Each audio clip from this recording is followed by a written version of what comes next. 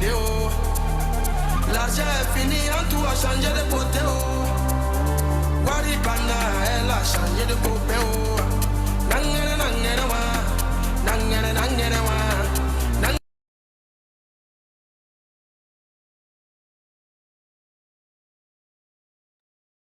Good morning, good afternoon from everywhere you're joining us. So I'd like to ask maybe my co-host confirm you can hear me loud and clear.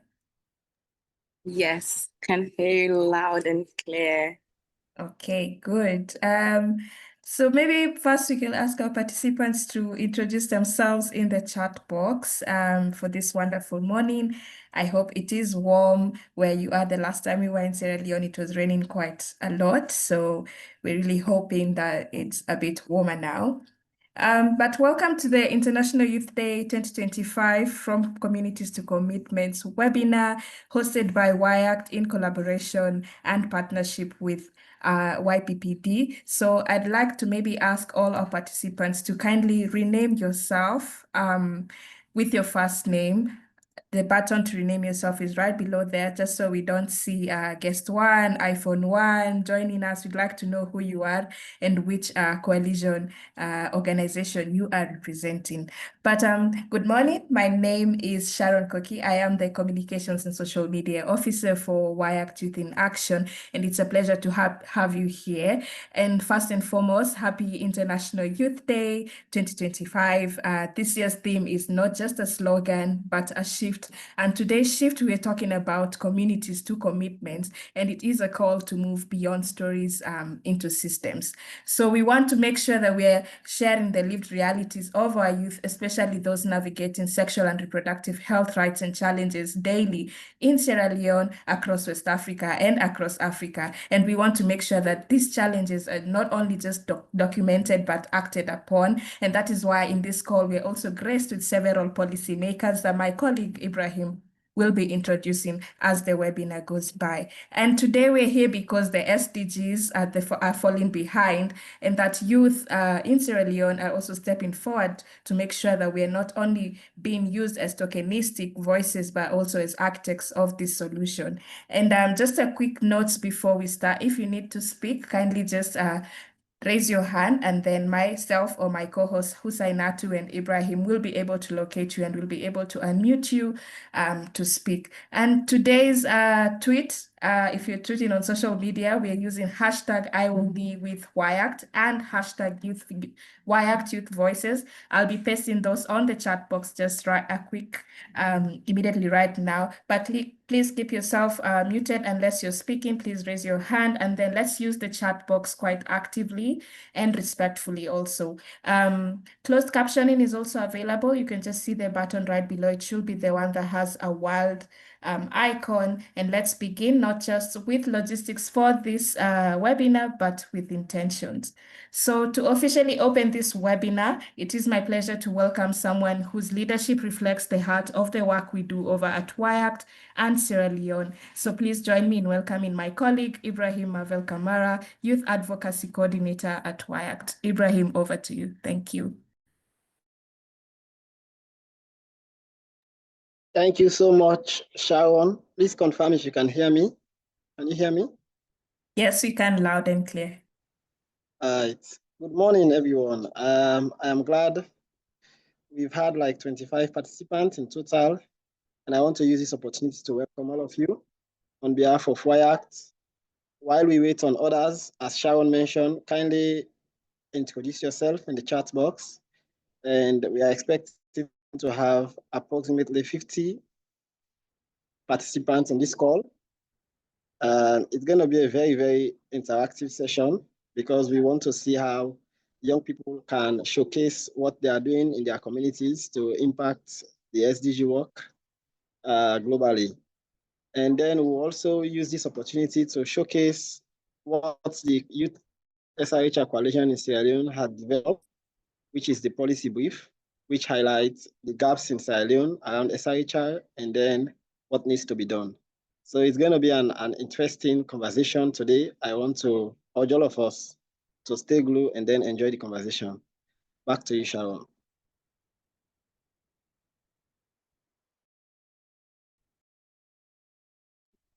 Thank you so much, Ibrahim.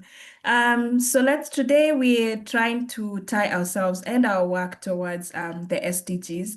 So we want to anchor ourselves in this global vision. The SDGs are often spoken as distant, technical, very abstract for some youth, but in the youth hands, they're also tools for tangible transformation. And we want to watch a short SDG video crafted by my team. And I invite you to reflect on the chat box.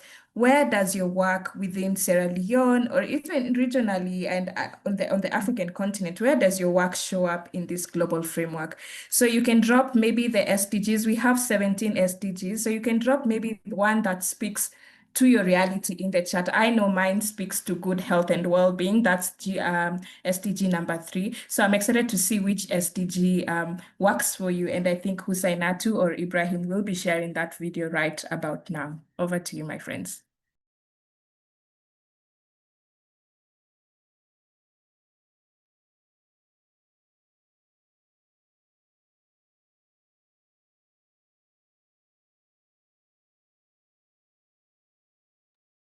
Hi, Sharon. 1 minute as I share.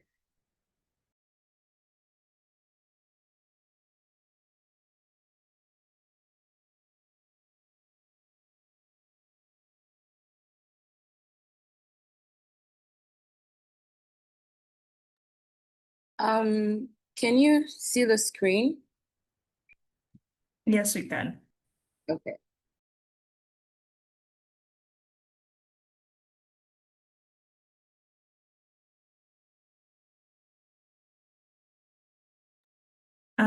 Husainatu, we can't hear the sound on your end.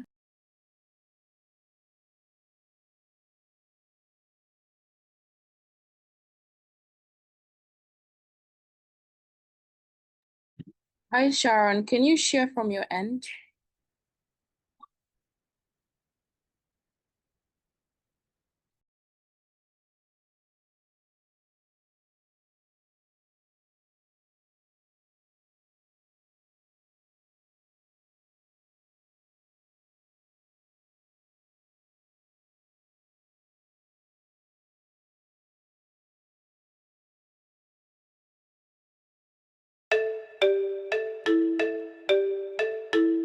What are the SDGs?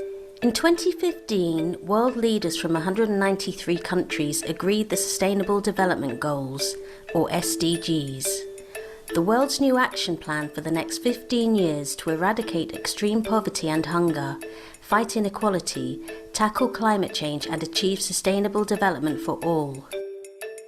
The SDGs follow the Millennium Development Goals, or MDGs, agreed in 2000 in a global coordinated attempt to tackle development issues. As a result, the number of people living in extreme poverty has declined by more than half compared to 1990. More girls and boys go to primary school than ever before, and far more people have access to water and essential medicines. But progress of the MDGs has been mixed. Today, over 800 million people still live in extreme poverty. They are also most vulnerable to the increasing impacts from climate change and environmental degradation. Years of hard-won progress fighting poverty could easily be wiped out by even small conflicts, economic crises, or natural disasters. Also, Sub-Saharan Africa and Southern Asia consistently achieve less progress than other regions. The MDGs measured success on national averages, often missing what happened with marginalised groups like people with disabilities, indigenous groups, rural communities and women. The international community recognised the new challenges and that human prosperity must go hand in hand with protecting the planet.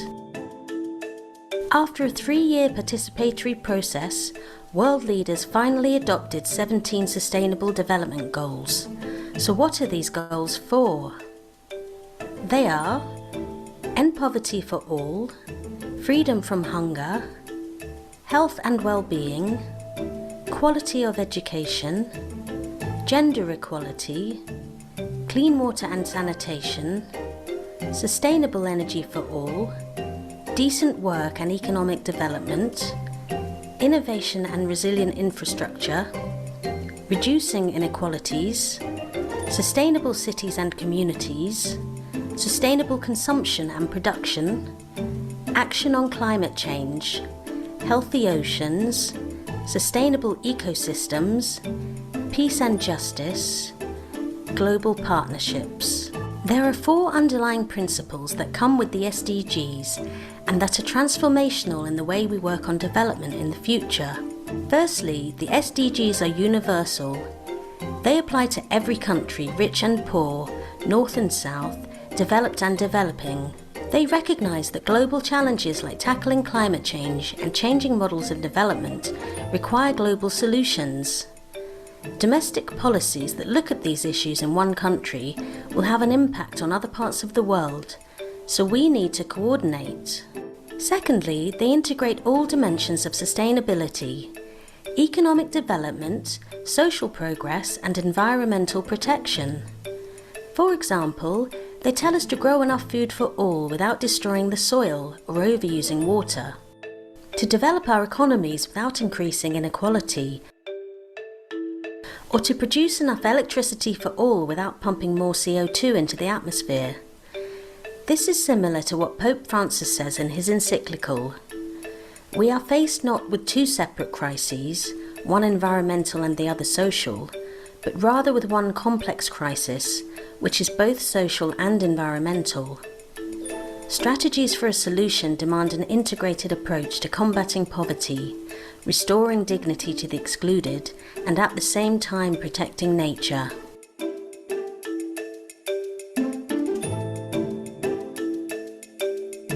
The SDGs tell us we should leave no one behind.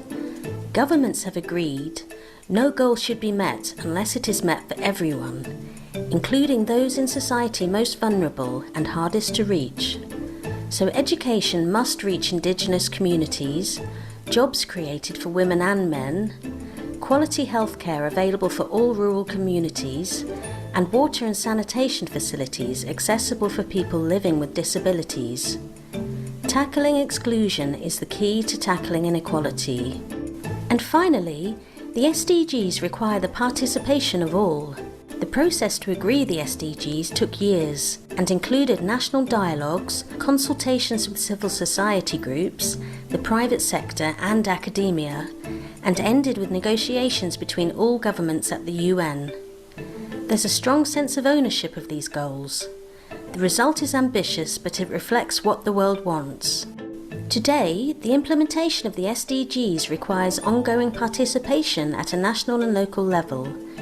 All stakeholders have a role towards their successful achievement.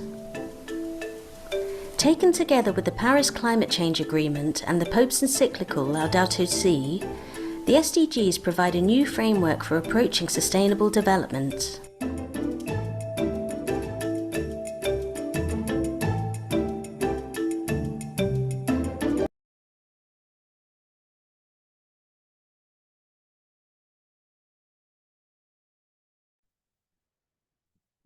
So I hope you've learned from the SDGs themselves.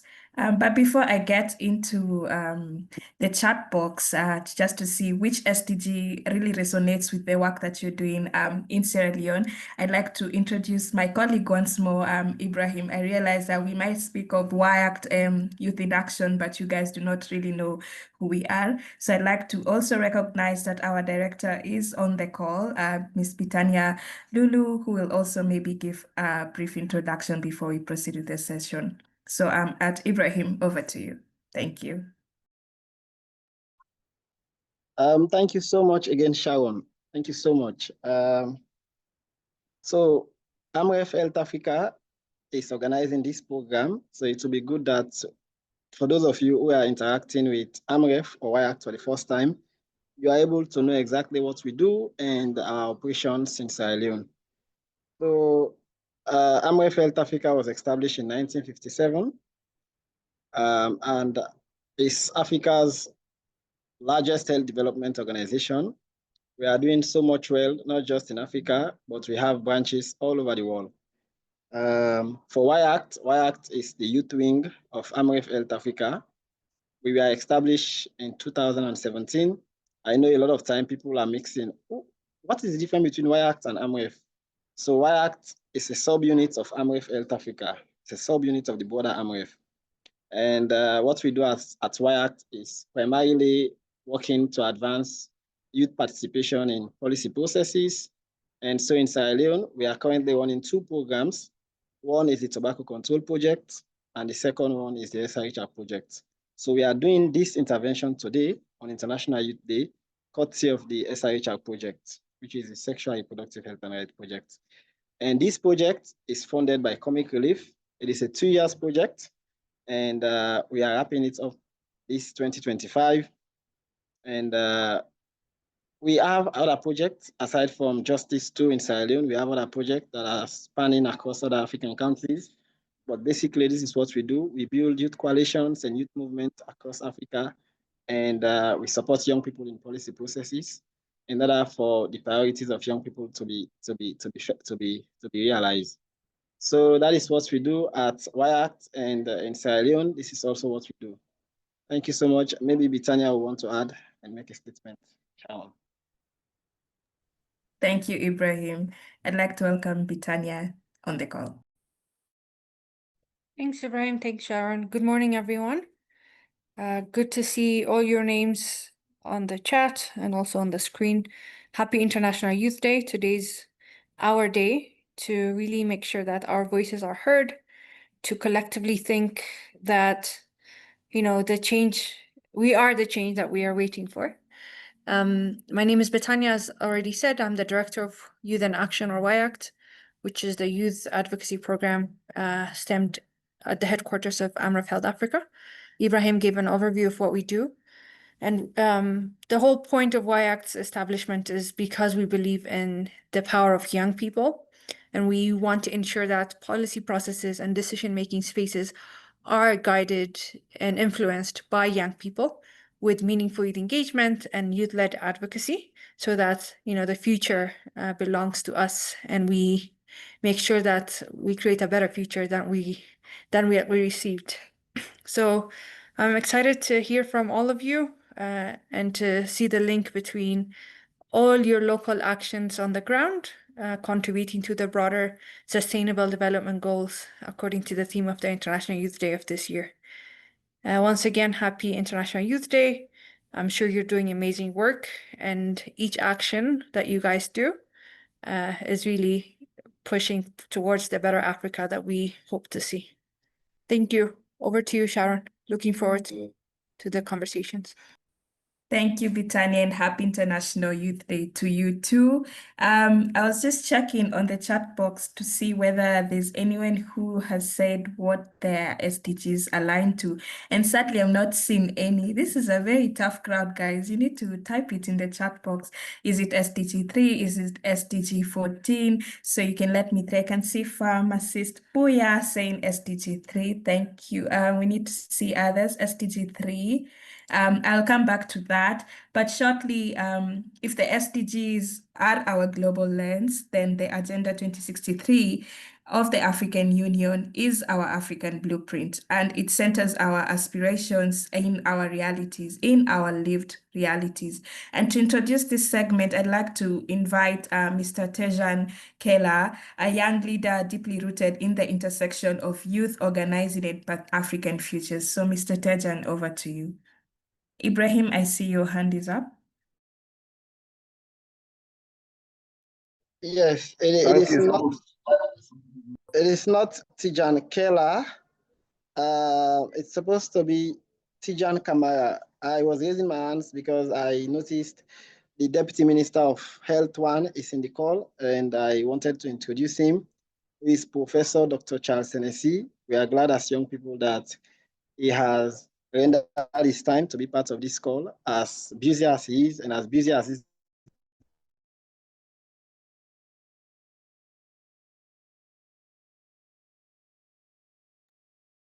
Ibrahim, we lost you, but maybe Professor, I can unmute you to speak and say hi to the youth group we have today.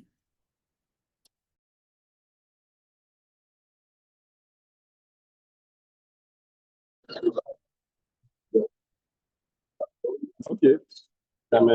Thank you very much. It's a special opportunity to be here this morning and to join you on this wonderful day. Greetings from Freedom, Sierra Leone, and from the leadership of the Ministry of Health and leadership of the country. We are very much aligned with what is going on, and I will stay connected and follow the discussion. Thank you very much, and congratulations on the Thank you so much, sir. And it's also a huge pleasure to have you on board with us to listen to the youth solutions that have been crafted by the youth themselves in Sierra Leone. Ibrahim, which Tejan? Because I do have Tejan Kela on the call. I don't have any other Tejan, but I think Tejan, you're ready to speak, so I'll hand over the microphone to you. Over to you, Tejan.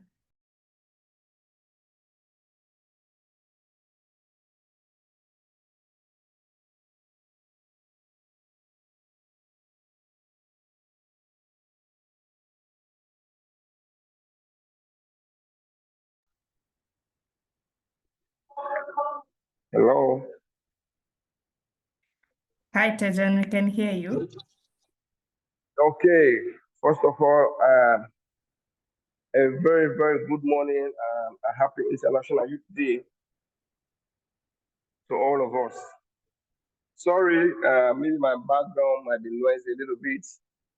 The International Youth Day, we know, that's why I love the 16th part of it, which says collaboration and partnership. 17 SDGs. So I'm glad to be part of this process today, and I've always been part of the process, the two projects being implemented in Sierra Leone by the AMREF and the Y-Act, which is the SRHR and the Tobacco Project. And to be honest, it has created a lot of impact in Sierra Leone, and the project has linked the organizations closer to government activities. Few days back, I was in a meeting with YMCA, and even yesterday I was in another meeting, and this came up. The SRHR project came up, which someone is now asking, in fact, to collaborate with the Y-Act in Sierra Leone on SRHR, which I'll be actually moving with Marvel, our coordinator for Sierra Leone, to engage that particular organization. It's a government entity and are willing to work with us as long as we are working on SRHR.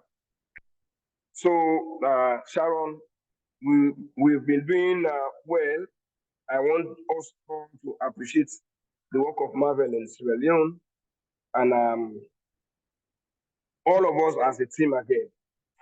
So I'm pleased to be part of this meeting today, and we all have to celebrate the International Youth Day together and make more progress. And I believe after here, we have more to do. This is just the beginning. We have more to do. I will be part of this meeting and see exactly and know after here where we are going. So thank you so very much for all of us and the coalition members that are here today. They have been doing extremely well, marvelously well, and we are all working as a team. We are collaborating, and we are doing every other thing possible for us to succeed.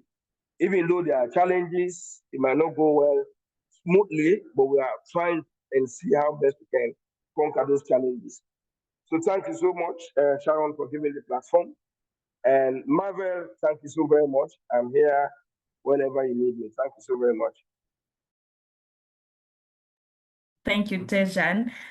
Just to segue into our next session, apologies that Tejan wasn't meant to give the Agenda 2063, but we will be having that after the panel discussion that we're about to have. Now, when we're getting to the center of this space of youth voices, it's not just to hear about us, it's to learn, to echo, and most importantly, to act on the promises that the policymakers have given unto us and our governments. So our youth panelists today are not just practitioners, they're also experts in their spaces. They're movement builders, truth tellers, and policy disruptors in their various countries and also also Sierra Leone. And as I welcome Husainatu from WIACT to take us through the session, I want us to listen with curiosity and clarity, ask questions where you can. That is why we have the chat box. And Husainatu, over to you. Hi, everyone. Good morning once again. It's truly an honor to be here with you all. This is a space that really have brought together some of the most passionate and, deeply committed young people from across Sierra Leone and beyond. I think I haven't had the pleasure of introducing myself. So for everyone, my name is Husainatu Ba, and I am currently doing my master's in public health at the University of Toronto, and I'm currently focusing on social behavioral health sciences. I am particularly passionate about women's health, community-centered advocacy, and I love to use communication as a tool to spark both, personal and societal change. And I'm currently the SRHR intern for WIACT. And I love my role because it allows me to, it sits in the intersection of advocacy, storytelling, and systems change. And today I'm really, really excited to moderate this powerful conversation with a panel of youth advocates that is actually leading the change. So before I introduce my panelists, I was actually reflecting on today's dialogue and the theme of International Youth Day, which is local actions for the SDGs and beyond. So I had a conversation with my mentor that really, really grounded me, and it was about impact. And for myself, I used to think about impact in the grand things, but truly impact starts small. And that's what the theme of this year's International Youth Day is about. It's in the local initiative, it's the space we're creating. This conversation is impact. And today, we are not just recognizing local actions, but we are the building blocks that we hope to live in. So as we enter this panel discussion, I invite you all to not just listen with your minds, but listen with your hearts. That us young people, we are often unseen, often unheard, and we are not actually waiting for the change, we're actually creating it. So without taking much of your time, I'm thrilled to begin by introducing our first panelist, who actually wears many, many hats. And he is a man that is in a field of pharmacy, public health, youth leadership, SRHR advocacy, and many more. He's currently the registered pharmacist and dynamic force in Sierra Leone's youth space. And he's also the founder and of Patriotic Empowerment Network, where he leads grassroots initiatives aimed at increasing access to quality healthcare and championing the rights of underserved youth. So without further ado, please let's all give a round of applause to Buya Nabi Bangura. Buya Nabi Bangura, thank you for joining us today. Can you please unmute and just say hi to everyone? Hi, everyone. Good morning from Sierra Leone. Thank you for having me. Thank you, Zanatu, for that. Thank you. Yeah, you're welcome. So we're moving to our next panelist, who is a powerhouse. She is a powerhouse of purpose, passion, and Pan-African impact. She is a young woman who has transformed her vision into action across mental health, education, youth empowerment, and gender equality. So she has a deep experience working across multiple African countries, and she has had influential role at Girl Up Sierra Leone, and also a regional leader supporting clubs across Rwanda, Sierra Leone, and Uganda. And through our work at Social Innovation Academy, she has managed to learn about writing grants, designing mental health supporting systems, and for grassroots partners. She has organized therapy fundraisers, education workshops, to building policy shaping tools for funders. She is building the systems that is creating the change. So I would like for all of us in the chat also, please give a warm virtual round of applause to welcome our second panelist, who is none other but Rebecca Sarah Jawara. Rebecca, Hi thank you everyone. so much for joining. I'm so excited to be here today. I'm also calling from Sierra Leone. I think we're a lot here, and I look forward to the discussion today. I'm so happy. Thank you. As we segue onto our next panelist, she is, my bad. She is a national force in youth-led advocacy and a true champion for the rights of girls and young women, and our very own coalition member. She also have over 6 years of experience at both grassroots and policy levels. She has worked across communities, government institutions, to shifting harmful norm and pushing for the legal and systemic change. She's also have played a critical role in passing of the Prohibition of Child Marriage Act, and she continues to center girls' voices in every room she enters. She is currently the founder and executive director of the Girls Advocacy Development Network, and her organization is building safe spaces and transforming life through mentorship and entrepreneurship. And her work doesn't stop here, so I would love for us to welcome the incredible Hannah to the stage. Welcome, Hannah. Hi, thank you for the wonderful introduction and happy International Youth Day. I'm very excited to be part of this amazing panel. Thank you. We're very, very honored to have you in the room. So as I transition into the last but not the least panelist, our final panelist, he brings a powerful global perspective to our conversation, one that connects youth leadership, climate change, sustainable development in deeply compelling ways. So he's a passionate medical student from Tunisia. He's a climate health advocate who works at the intersection of sustainability and global health. So since 2019, he's also been an ambassador for the African Youth Climate Hub, using his platform to amplify youth voices and drive continent-wide action for climate resilience. So today, guys, he brings that same energy and clarity to our panel to help us zoom out and reflect on how youth-led efforts, both locally and globally, are collectively pushing forward the SDGs. So please give a very big round of applause to our final panelist, who is none other but Tarek Izen. I hope I pronounced your name well. Tarek, welcome to the virtual stage. Thank you, Hosinatu. You did pronounce it well. I'm so happy to be here. Okay, that's great. I'm looking forward to this amazing discussion with all of you. That's really great. I would like to kindly ask my panelists to please put on their cameras so that our audience can see your faces, if you are comfortable, of course.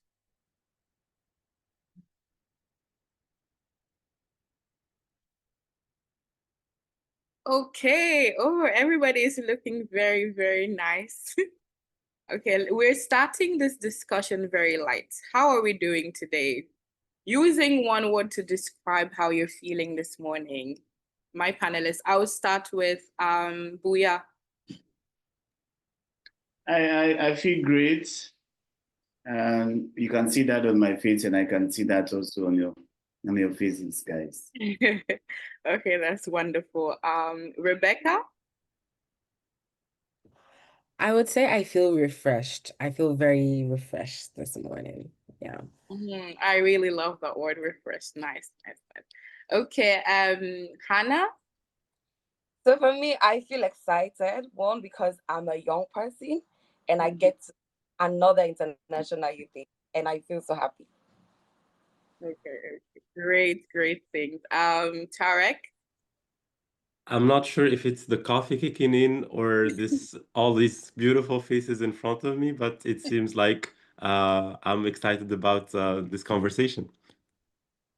I'm really also very, very excited and pumped to start off the conversation with our none other panelist, but Buya.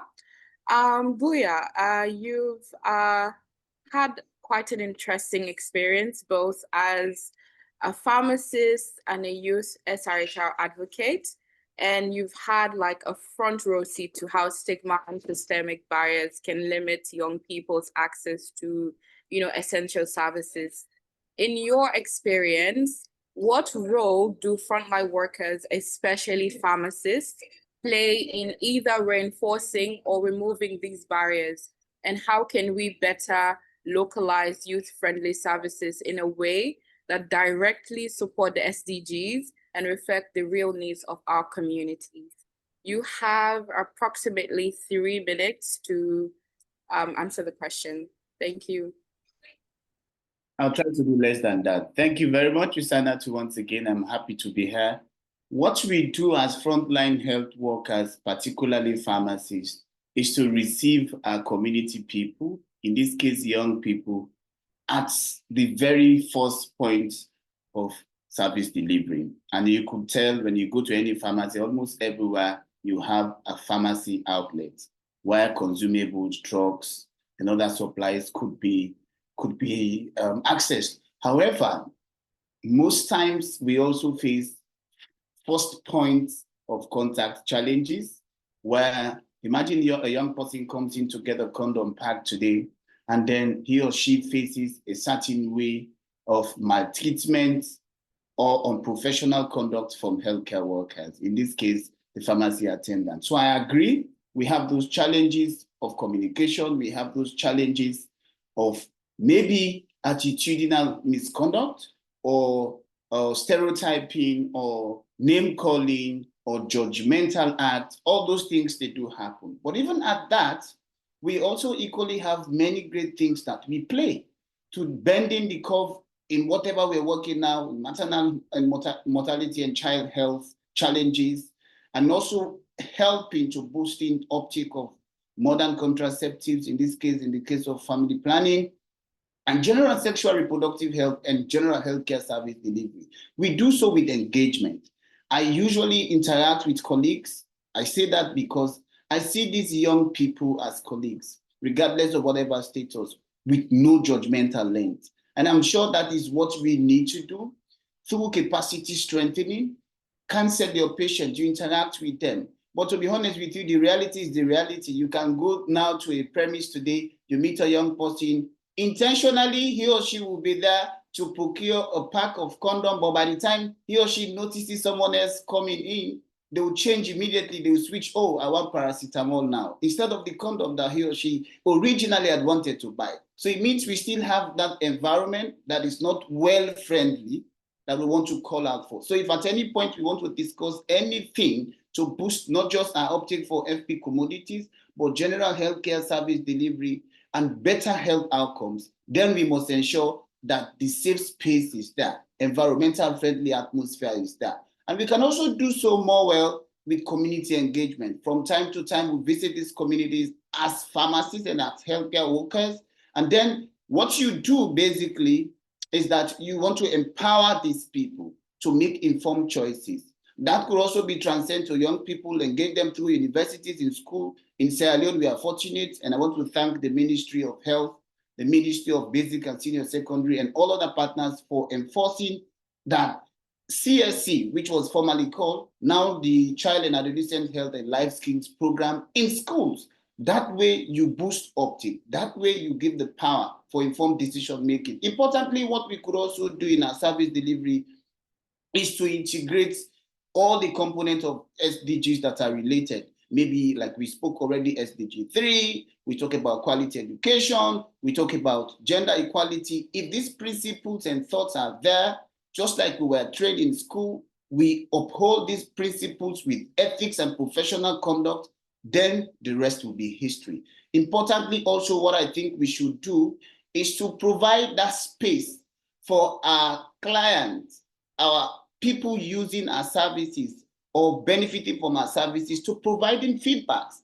If at any point somebody is treated a certain type of way and he or she knows, a young person knows that I could give a feedback that is confidential, that could be treated with utmost seriousness, then that person will do so. And importantly, he or she will have the urge and confidence to come back next time for another service.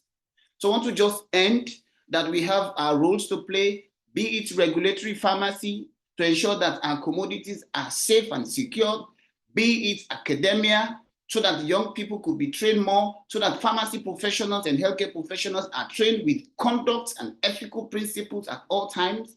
We can also do so well with engagement like this. So I want to end and thank you very much that yes, it is possible and the time is now. Thank you so much, Buya, for that well articulated answer. From what I heard is that we know we're not where we want to be, but progress is happening, and that is very, very important as we touch on what exactly what impact is as we're going into the next question. So Rebecca, for you, your work spans across education, access, youth mental health, and empowering girls through community-led solutions.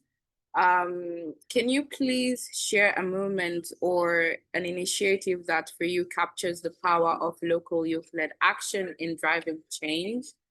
And how do you ensure that these voices of our girls, our young women, truly shape these solutions and advancing the SDGs? Over to you, Rebecca. Yes, thank you very much. So for me, I think involving young people in the work that I do it comes naturally to me because that is how I started my advocacy. So when I entered into this space of advocacy, I was a panelist in the sense that I was in a space where I could decide which young people or which groups get grants. So this is when they were piloting something called participatory grant making, which means young people are in the panels making decisions on where resources go. So it's a second nature to me now because that is how I started. And I've seen how that is impactful in a way that when we were making the decision, we were able to not only identify young groups that were doing great in the grand scheme of things, like you say, but we were also able to identify young people that were doing the little community work, young people that are maybe not posting the work that they do, but they are known in their communities. They're not maybe affiliated with any big organization, but they're still doing the work. But if you had older people in these spaces making these decisions only, they cannot see these young people because they're not in the same space as them. So that gave the grants. So I think involving young people is very, very crucial. So that's like my first top note always.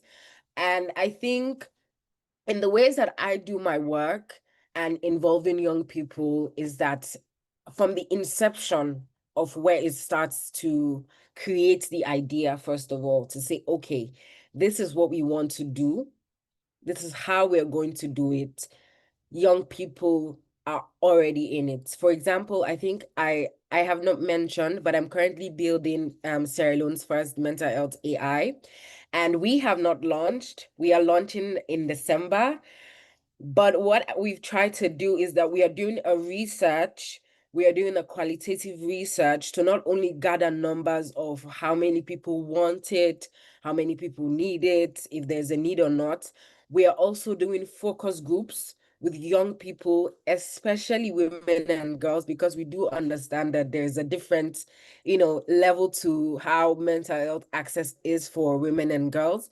We're doing focus groups. We're talking to them to give us ideas on what they think, the support that they think they need, that the chat box should give them. So it is definitely a whole process that is not only designed by, I'm a young person, I know that I need it, but also young people also giving their ideas and informing the bots. And I'm making a conscious effort that throughout the process, even when we launch it in November, and after that, we are continuously taking feedback from young people in a way that is very comfortable for them, very safe for them, and they really feel like every time I say something about this thing, we eventually see that it develops. So I think for me, just to end, young people, we should have a say in what is to be done for us.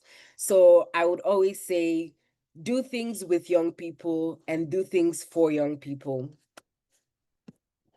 Wow, what a very nice ending. Do things for young people, do things with young people. First of all, congratulations on that. That's very, very big. I'm really happy to hear like these conversations about impact, because even for myself, when I think about impact, I usually think about the grand things, but it's actually the small things like what you're doing now, making sure that our women, girls, everybody who is not identified by the big, when you think impact, you think big, right? So those people that are not identified, they don't have, these personal brands, you guys are actually working towards making sure that they're seen and they're valued. So yeah, congratulations and thank you so much for adding this rich information to our discussion. Without further ado, I will segue into our next panelist. Hannah, you've led both, grassroots initiative and national-led advocacy, and most notably influencing the legislation like the Prohibition of the Child Marriage Act.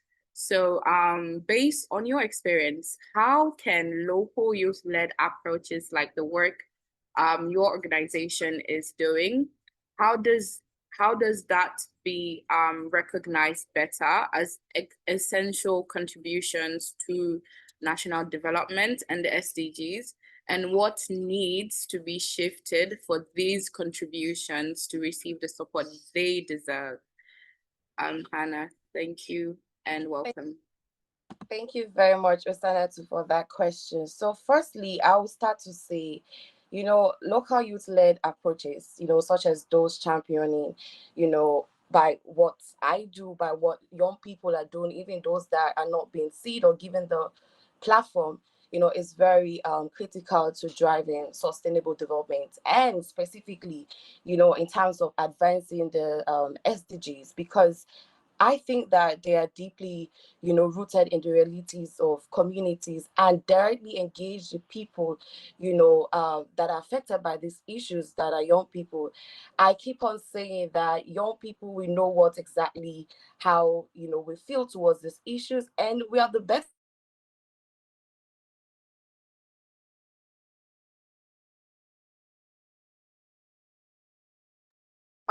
is it just people to prefer, solutions. And hello, I think we lost you for a bit. hello.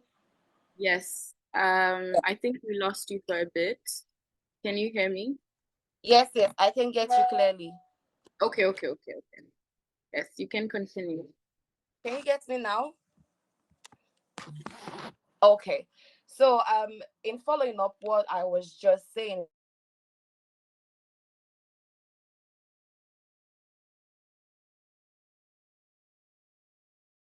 that youth-led initiatives and challenges that they basically face. So in answering your question, in terms of the contribution to be better recognized as essential, to national development, I think there should be several shifts that are necessary to be made. And I will list 5.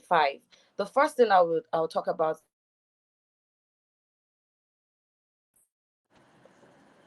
institutional recognition and inclusion. I think it's high time that government and development partners must be intentional to formally recognize, youth-led organization as key stakeholders.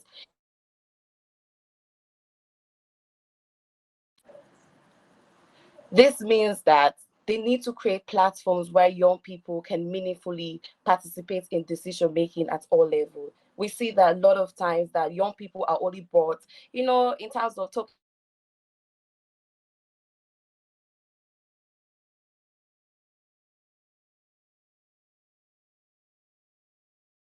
of consultation or basically, towards themselves. So it's high time that they are being brought from the, designing stage, from the formation stage, to the implementation stage. Also, when it comes to resource allocation, access to sustainable funding is very critical. To be able to amplify the work that young people do, it definitely need resources that can basically enable their work to reach, the wider audience that they are focusing. Because what we see, what I have experienced, is that there are most times when it comes to resource allocation, there is lack of trust, to be funding youth-led initiatives, saying that youth are corrupt, youth are not able to manage. And this leads to the third point in terms of capacity building and partnership. There are so many times we have this big initiative, big dreams that, we think that the sky cannot even be our limit. But then support is needed when there is a strengthening of organizational capacity when it comes to leadership, when it comes to governance, when it comes to financial management. And I want to thank Amre, because I remember early this year they did an OGSS training, for youth organizations to be able to know the integrities, in terms of having a structured organization. So things like building, youth-led initiative capacity can be able to, give them the better streaming that they can. And to end with this is visibility and data integration is something that has been lacking. And I believe that the impact of youth-led work should be systematically documented. It should be integrated into national development reporting, and this will elevate the credibility of youth contribution and ensure that success and challenges, will be able to inform a broader strategies. Because I believe that, just throwing in line with what my colleagues saying, when you include young people, they are able to represent better their issues that faces them and solutions that can be lasting. And I'll end by saying nothing for us without us. We cannot do anything without involving the young people. Thank you so much, Hannah. I really love how you've broken down everything into like 5 critical steps. I'm happy that we have our policymakers in the room, and I'm hoping that they are also taking notes. To just iterate what you were saying, the first one is about formally recognizing our youth-led organizations as essential partners in advancing the SDGs, resource allocation, capacity building, visibility, and systematically documenting impact. Thank you so much. I will now segue into our last but not the least panelist, who is going to give us a broader perspective of youth activism contributing to the SDGs. So for Tarek, your work spans health, climate action, and global youth leadership, areas that are all interconnected under the SDGs. So from your global perspectives, what lessons or strategies can youth advocates in local context adopt to ensure that their work isn't siloed, but actually drives holistic and systematic change? Over to you, Tarek.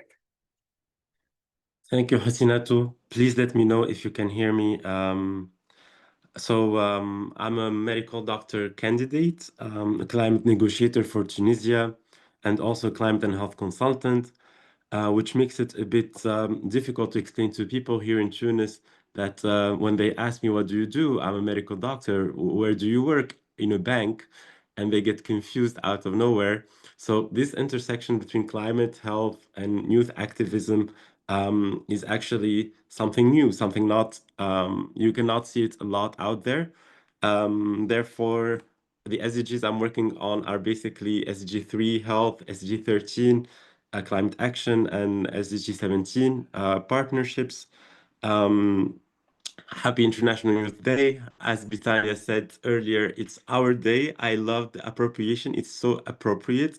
It is our day. It is the day where we get to, be us.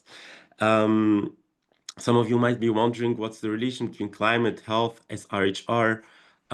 It's actually the healthcare access, the increased gender vulnerability, specifically related to displacement, and also the effect on pregnancy and maternal health overall, which makes climate very important for SRHR services. As it's thinking that actually this question that is requested from our action, I think we need to remember the power of youth. It is Youth Day, and being young means having a fresh perspective, in my opinion. It's us being defiant, it's us being disruptive. I think we are here not unaware of what is happening, but wanting something else. We are here saying that we know the ideas that have been set before us, but now we are here and this is our future, this is our lives, and we have a different opinion, and that's okay. We might be young and somehow to some people unexperienced, but we have a different experience that others don't have. And guess what? We are the biggest demographic out there. So in terms of numbers, we are the stakeholder that matters the most, specifically in our continent, I believe. And that gives us power that we need to harvest. You asked me about the action or local action and how we can make sure that they are coordinated.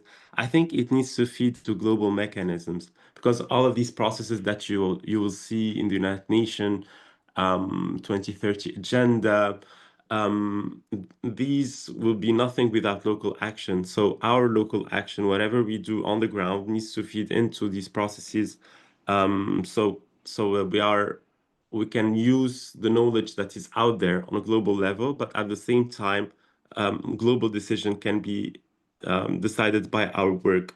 In that example, I'm not sure if you are aware of the United Nations High-Level Political Forum on Sustainable Development.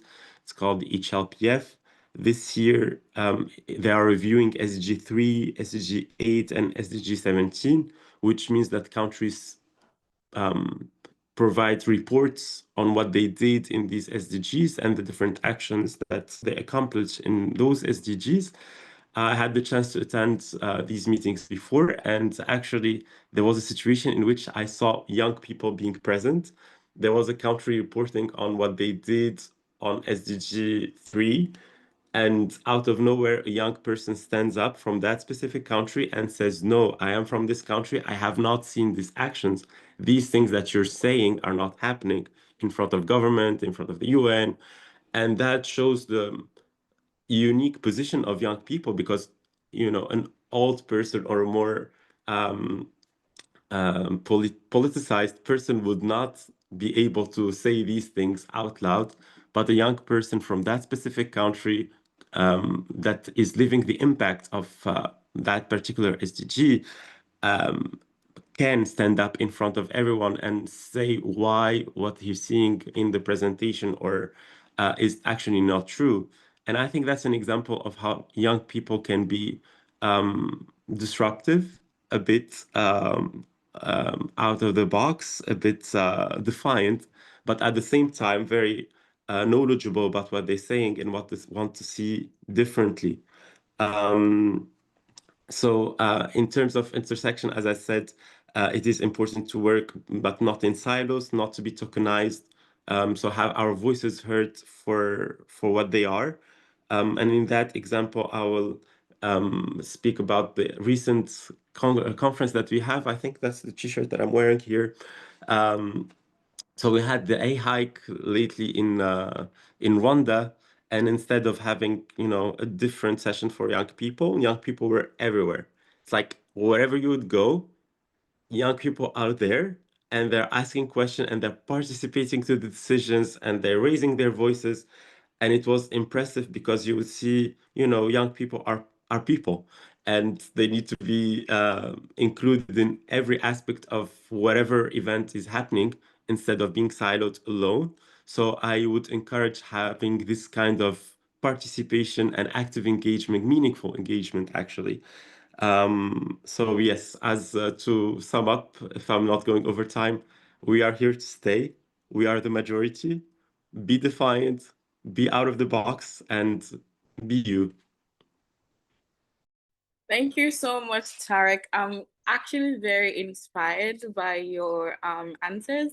I think we're actually in a point of history where, as young people, we are not allowing these mediocre things to just happen. We're taking the stage, we're being disruptive.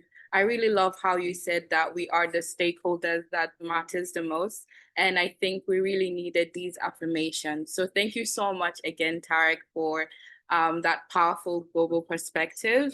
It reminds us that whether local or international, youth action is never in isolation. It is connected, it is deliberate, and it is transformative. So now, as we begin to close this conversation, although time may not allow us to go as deep as we'd love, I know that this dialogue doesn't end here. This is just the beginning. So the real impact now lies in what happens after this room, to our audience, in how you show up, in how you follow through and hold yourself, myself and ourselves, each other accountable. So to each of our incredible panelists, I'd like to leave you with this final question. So if you could make one commitment today to accelerate progress on SRHR and youth engagement in Sierra Leone and for Tarek and beyond, with regards to contributing to the SDGs, what would it be and who would you call on to join you in making that happen? So we could take like a moment to reflect. Also to our audience, you could be typing your answers on the chat box, and I will, in approximately 1 minute, we'll go one by one. I would start from you, Tarek, and lead up. So Tarek, in just 1 minute, what would that be?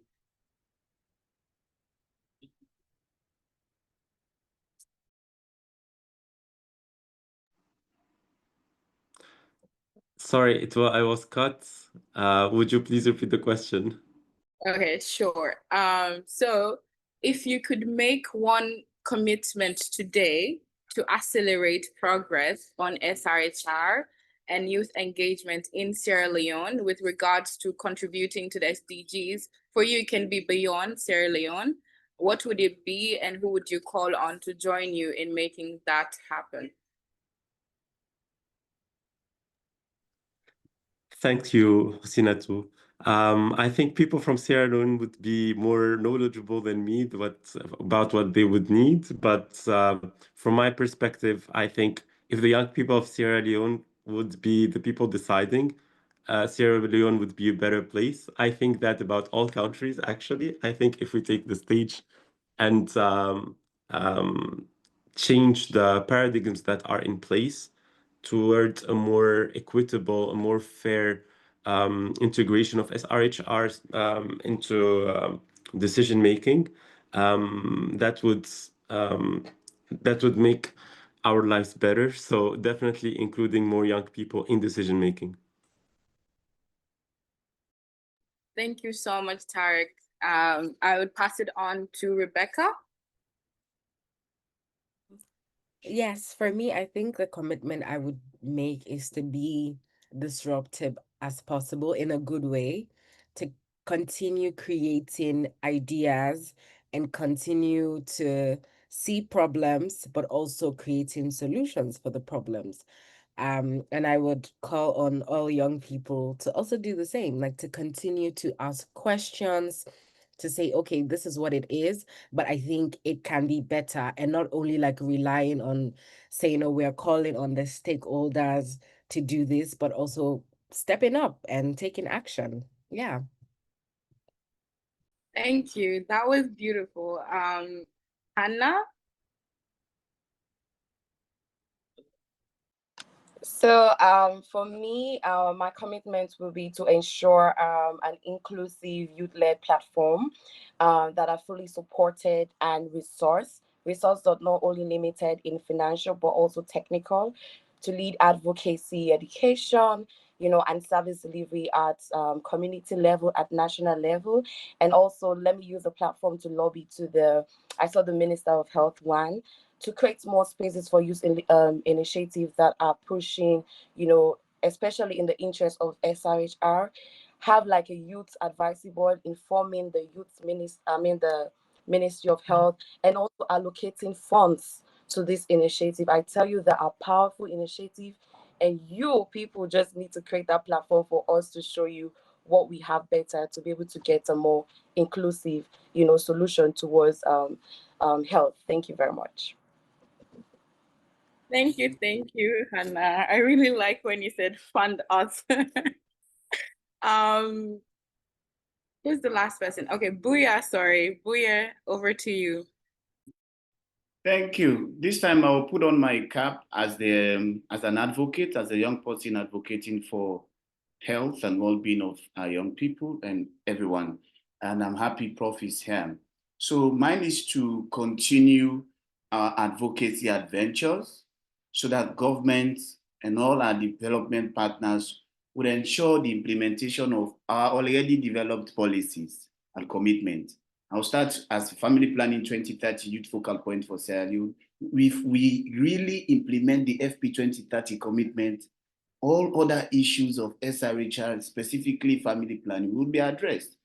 Funding our co-funding agreement, the compact agreement with UNFPA, and all other ones that we have for immunization and other respective areas, especially also management of HIV, TB, and all of that. Let's make those commitments feasible by thorough implementation. And just lastly, still on that, we also have the costed implementation plan targeted in 2027. To be honest with you, if we implement these strategies, if we implement the national school strategy, we have the RMNCAH strategy. If we really implement this, then we will not be having possibly these webinars to talk about issues, maybe just to celebrate.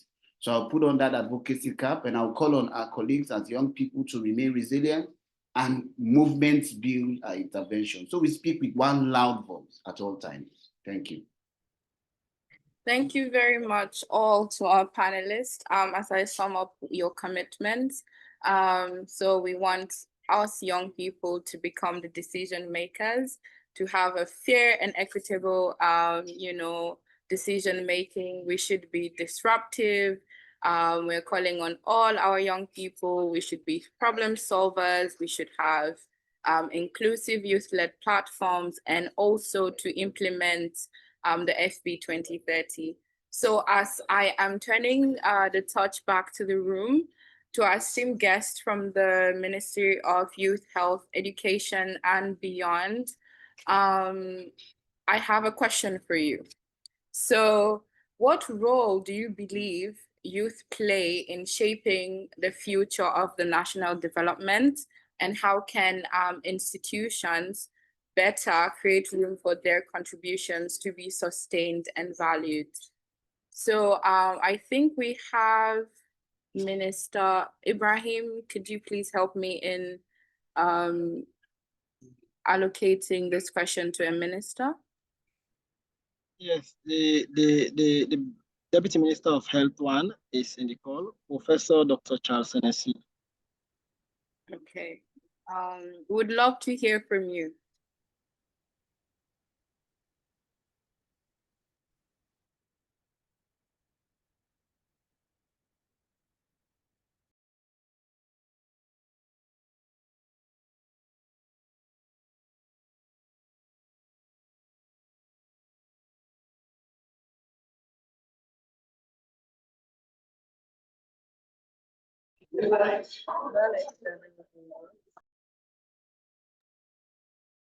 Hi, Professor Dr. Charles.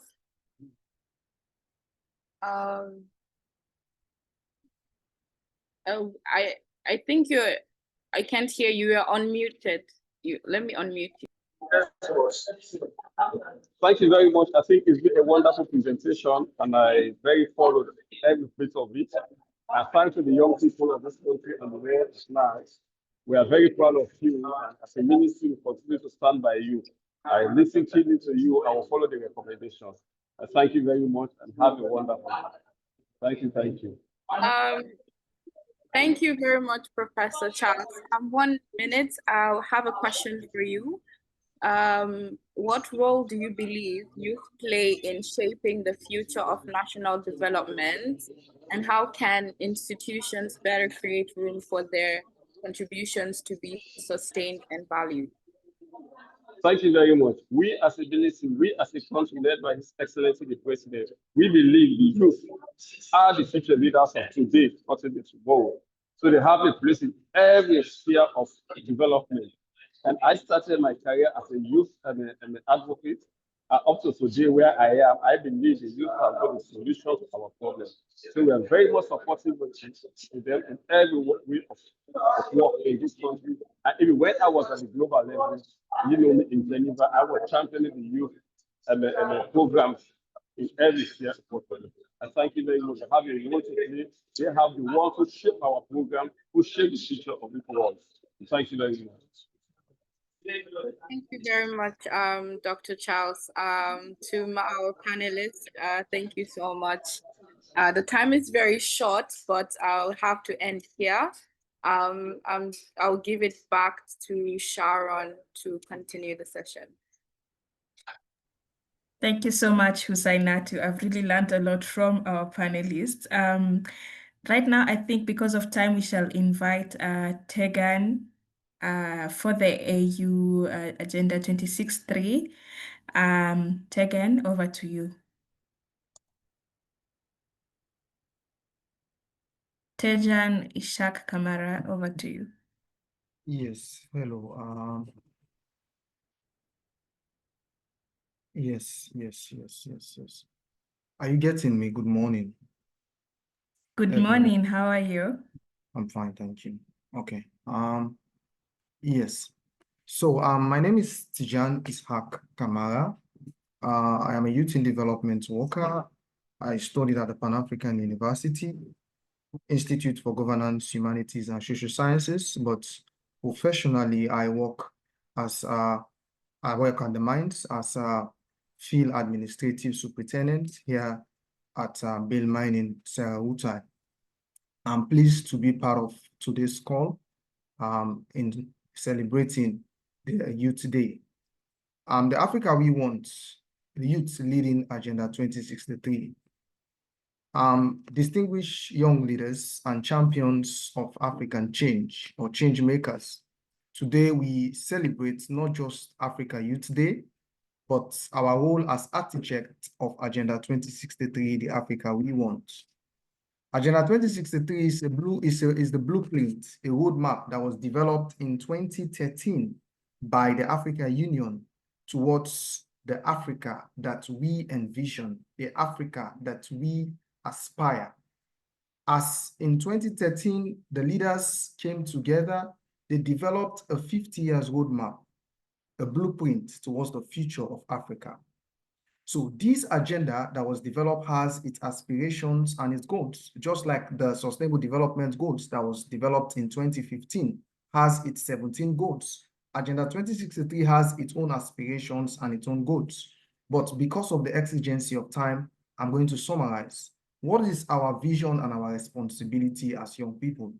Agenda 2063 envisions an Africa that is prosperous, which means an Africa that is economically integrated, an Africa that is prosperous, that is integrated in terms of the region, in terms of economy, in terms of market, in terms of trade, an Africa that is also peaceful, that is free from silencing the guns. As we are all aware, there are a lot of inter and intra-conflict in Africa, in the Middle East, the Horns of Africa, so many conflicts happening.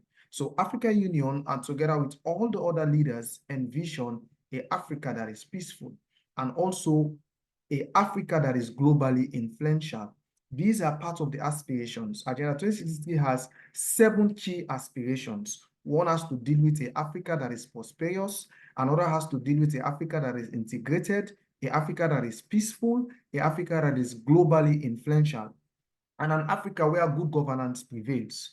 You know, issues of democracy is at the key forefront now. We all see what is happening in places like Rwanda, which have shown that good governance has a place in Africa. People are copying from the structures, the political structures of Rwanda, using it as an example towards so many African nations. So we envision an Africa that is democratically governed with good governance, where our cultures are identified and celebrated, where we celebrate our culture instead of we seeing our culture as things that are naive, as things that are not worthy to be celebrated. We all see during colonization, when we were colonized, the policy of assimilation that is used in the Francophone Africa and that of the policy of indirect rule that is used in Anglophone Africa. But we envision in Africa where our culture is being celebrated and where development leaves no one behind. This isn't just a policy document. It is our covenant with 1.4 billion Africans and a future generations.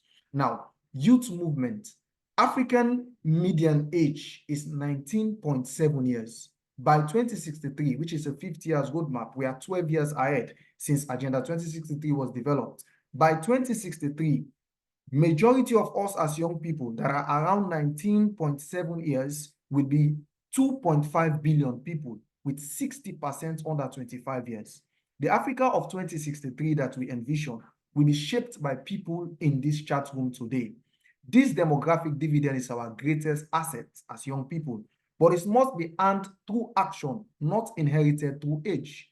So therefore, I'm going to summarize 5 critical roles that we have as young people towards attainment of the Africa's agenda, which is Agenda 2063. The first one I'm going to talk about is young people can serve as innovation champions from M-Pesa within the East Africa to the Flutter Wave in West Africa, in Nigeria. Young Africans are already transforming industries. We use technology to solve African challenges in agriculture, healthcare, education, and beyond. Second, we can also serve as Pan-African integration ambassadors.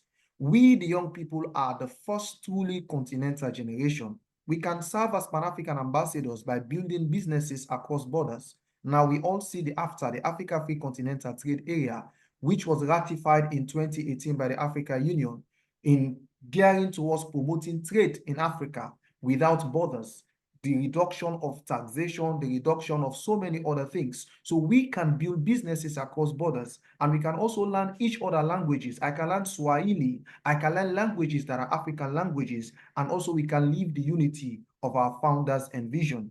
Then thirdly, we as young people can serve as democratic governance guardians. We can run for offices. We can hold leaders accountable and build institutions that ensure transparency and inclusion. And fourthly, we can lead climate action change. Africa suffers most from climate change despite contributing least to it.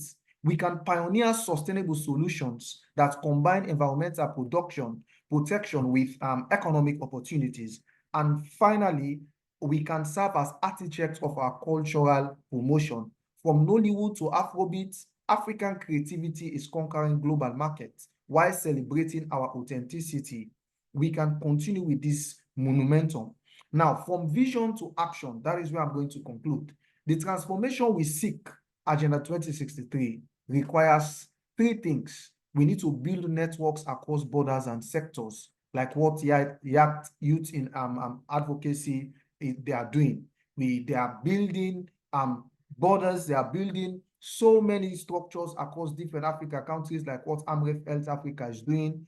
We've all seen platforms like the Young Africa Leadership Initiative, YALI. We've all seen platforms like the Pan-African University that are bringing so many young people together, studying together, developing their mindset towards so many things that has to deal with developing Africa. So young people can build networks across borders and sectors. 2, we can invest in continuous learning, particularly in emerging technologies. We can start where we are. You need to start where you are as young people. Implement Agenda 2063 in your communities and organizations today. By implementing this Agenda 2063 in your organizations today, we've made progress. The Continental Free Trade Area, as I made mention, is operational. After infrastructure is expanding in Africa and democratic governance is strengthening in many countries, but significant challenges remain. We all aware that there are issues of youth unemployment, there are issues of climate threats and governance gap. So now, finally, distinguished young leaders, you are not the leaders of tomorrow. We are the leaders of today. The Africa we want will not be achieved in 2063, but through the daily choices we make between now and then. Every business we create, every policy we influence, every movement we lead, every innovation we develop is a building block of the Africa we want.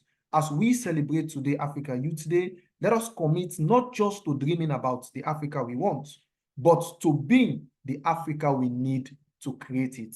The Africa we want is the Africa we are building, starting today. Thank you very much for having me, and thank you very much for the platform. Thank you, Tejan. Such powerful words, and just a necessary reminder that youth-led SRHR work isn't just responding to the gaps that we have within the African continent, within Sierra Leone, within where I'm from, Kenya. It's about building the Africa that we want. So now, my fellow colleagues, you've heard the why, and now we're diving into the how.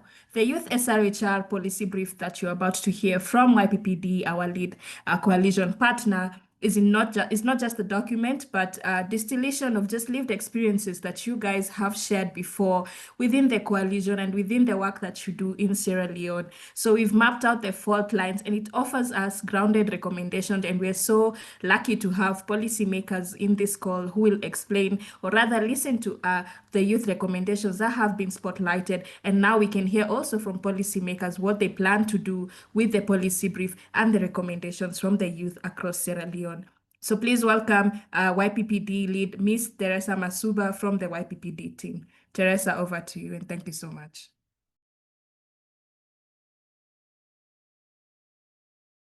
Hi, everyone. Thank you so much, Sharon. So I'm Teresa Grace Masuba. Can you hear me? Yes, loud and clear. Okay, great. I'm Teresa Grace Masuba from Youth Partnership for Peace and Development. And I'm so excited that today is our day. So I'll be doing the presentation of the policy brief. It's a brief summary.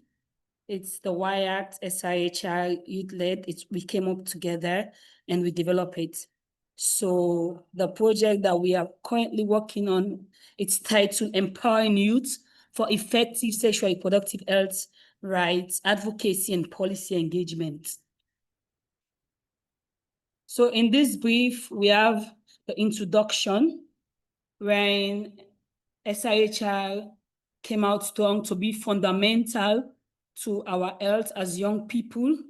It also points out the gender equality component, peace and sustainable development. Grounded also in the policy brief, we saw that young people's individual rights to decide over their bodies were captured in it. And we saw how Sierra Leone faces challenges in promoting or providing SRHR or universal health coverage for young people. The policy brief further outlines the gaps and recommendations for multi-stakeholder approach. About us, we cannot tell you about the policy brief and you don't know where it's coming from. It's from YACT, Youth in Action, the youth wing in unit of Amref Health Africa, and we are grateful that they brought it down to us in Sierra Leone. Today, young people in Sierra Leone are benefiting. Thank you for empowering us. So we have a YACT SRHR Sierra Leone Youth-Led Coalition of 12 organizations, which are Sierra Leone Planned Parenthood Association of Sierra Leone, PPSL. We have Rainbow Initiative. We have Children's Forum Network Sierra Leone, CFN. We have WODE, that is Women in Development and Environment. We have Pleasant Foundation, Sierra Leone, PFSL. We also have Rural Women for Community Development Organization, RWCDO.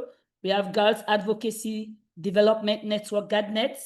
We have Justice and Development Initiative Network, Sierra Leone, JDIN SL. We also have ETSI, that is Empowerment for Disability and Social Integration. 11th is National Youth Council. And finally, YPPD being the convener of the coalition and sub-grantee. So YPPD promotes peace, human rights, health, climate justice, gender justice, and social inclusion for young people, young women, young men. Project, and this SRHR project that I just told you the title aims to equip youth with the requisite SRHR knowledge, advocacy, and policy engagement skills they will need to engage their policy makers. Next slide, please. So in the policy brief, this is not a policy brief, this is my presentation. So I'm going with the presentation about the components, what's in there. We have the youth demography, wherein we talked about the percentage population. Here you have the data. So for Sierra Leone, we have a youthful population. We are among the countries with low median age, and therefore we have 70% of citizens under 35, that those are youths. We also have 30% age range from 18 to 35, which make up 49% of the labor force in Sierra Leone. And the National Youth Strategy now emphasizes those under 29 years of age. The youth categorized by gender, location, ability, education, and skills. We got those data from the National Youth Strategy. Next slide. The context of the policy brief. The Constitution of Sierra Leone, that we all know is the highest legal document we have, did not guarantee or guarantees basic rights, but lack explicit SRHR recognition. It did not lay emphasis, or we did not see the recognition of SRHR rights. The basic rights were emphasized. Their rights to life, for instance, was really emphasized in the Constitution. If you read the policy brief, but we did not get to see it explicit on SRHR. So that recognition was not seen in the Constitution of our country, Sierra Leone. And then in the context of the policy brief, we also saw multiple post-war legal reforms or policies or bills that are on SRHR in Sierra Leone, like the Child Rights Act, the Prohibition of Child Marriage Act, Sexual Offences Act. We also captured those in the policy brief. If you go through it, you see it, that we come from an informed point of view. We do not only talk on policy brief without knowing the policies that are speaking on SRHR. So we capture those policies, and they are in the policy brief. And as a coalition, we also capture the Safe Motherhood and Reproductive Health Care Bill that supported to decriminalize abortion, the high maternal mortality for unsafe abortion, and how 83% female genital mutilation prevalence is seen in our nation, Sierra Leone. All those have been in the context. Now for the gaps. These are the gaps that the policy highlighted. The policy brief highlighted that the Constitution did not give the recognition of SRHR in it. So no constitutional recognition of SRHR was not seen. That was a gap that we detected when we were developing the policy brief, and even when we reviewed it, it still stands as a gap. And another gap is the insufficient funding.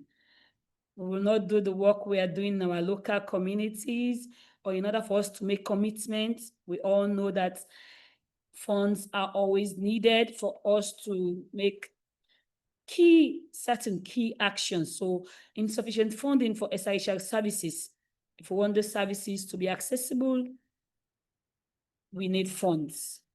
The third gap that was highlighted is restrictive abortion law from 1861 with our unsafe practices.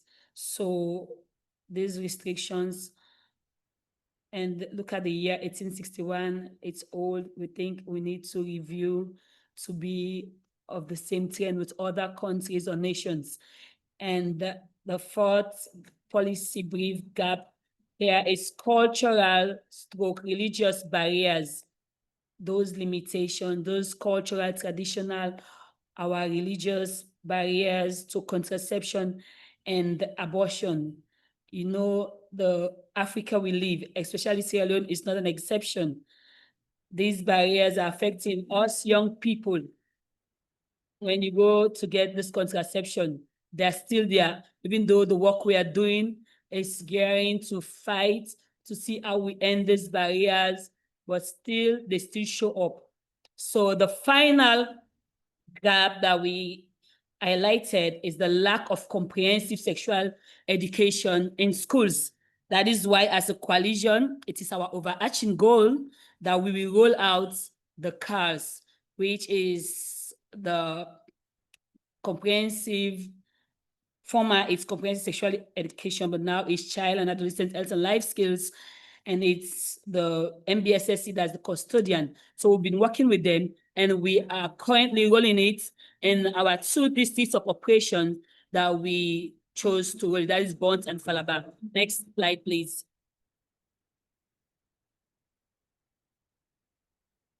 Key recommendations. So for every gap, there will always be recommendations. So we said as a coalition in our policy brief that the first recommendation will how we will accelerate adoption of comprehensive sexuality education, CSE framework, which we've started by rolling out in Bont and Falaba, because Bont and Falaba, these are districts that gender-based violence are prevalent, rape, and all these issues against our sexuality show up. So with comprehensive, the CSE or CARS being rolled out there, it will help to eradicate or minimize these harmful practices. Another recommendation that we put forward was the increase in funding for SRHR, especially in our rural settings. You know, they are deprived, they don't have good medical facilities. So if we are going to increase the funds, we have to put them first and we have to prioritize them. And third is how we strengthen community engagement to tackle harmful practices like FGM, child marriage. We don't want to see this for us young people. We want to choose education. We don't want to see those harmful traditional or religious beliefs that will limit our dreams, our aspirations. Finally, the last recommendation that we stated in the policy brief as a coalition was how we continue to empower young people. We have the opportunity now, how other young people like us will have the same opportunity that we who are in the coalition today, even though we are the voices for the many voiceless young people, we speak through them. We want to see how they can have access and have this empowerment that we are having today, especially girls, adolescent girls or young women with SRHR knowledge and services. Let them have access to these services so that they can make informed choices and decisions for their bodies or sexuality. Thank you. Next slide. Now we have the final slide, which is the urgent call to action. Having gone through the presentation that I've made about our policy brief, we have the policy brief. It's available. We can share it with you. So this is a movement. We should not be left alone. AMREF has set the pace for Sierra Leonean youth. So we are calling on all of our young people that together, and all, especially our policymakers, we are happy to have our Honorable Deputy Minister of Health in this webinar today. So, and other policymakers are also here with the different ministries we've been working with. We want them to join us to this call to action so that we all take action together, especially them, because this project is about policy engagement. So our advocacy is how they can come to our aid and take action. The first call to action is let us support youth-led sexual reproductive health and rights advocacy initiatives. whatever little things we are doing on SRHR, every young person is working on. We want our policymakers, we want fellow youth to support each other. We want to support every SRHR initiative that is going on. Let us be supportive in this vein.